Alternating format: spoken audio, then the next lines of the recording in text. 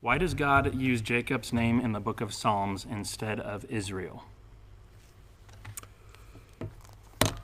Well, I don't know. Because Jacob has two names. One is Jacob and the other one is Israel. And probably what you're talking what's being referenced there is the fact that one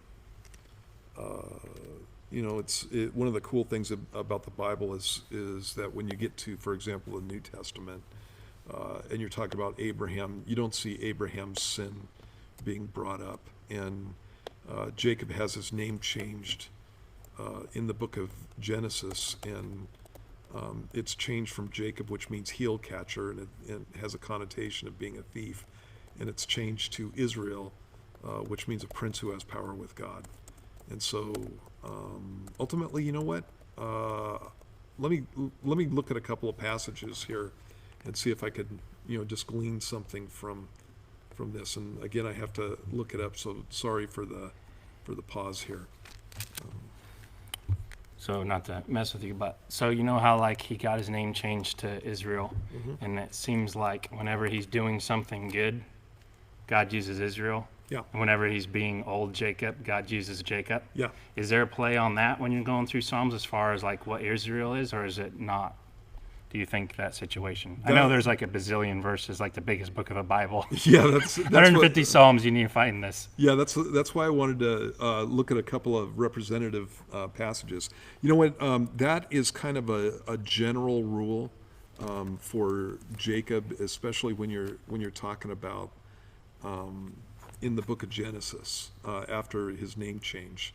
But you know what? I've never been able to make it a hard and fast one. Is the problem with that?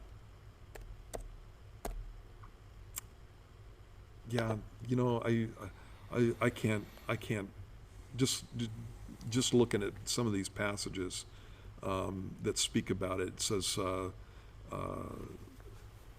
nor does the God of Jacob understand. Yet they say the Lord does not see, nor does the God of Jacob understand. At the presence of the God of Jacob, and vowed to the mighty one of Jacob, a dwelling place for the mighty one of Jacob. And so I don't know that I could take and take the Jacob's being bad in that context. And so it's just one of those names that's interchangeable. Abraham, Isaac, and Jacob. That rolls off the tongue a whole lot better than Abraham, Isaac, and Israel. Yeah. So it's just one of those things that's interchangeable. And so I don't know that there's any significance to that. And that doesn't mean that I'm right, but I don't know of any. So.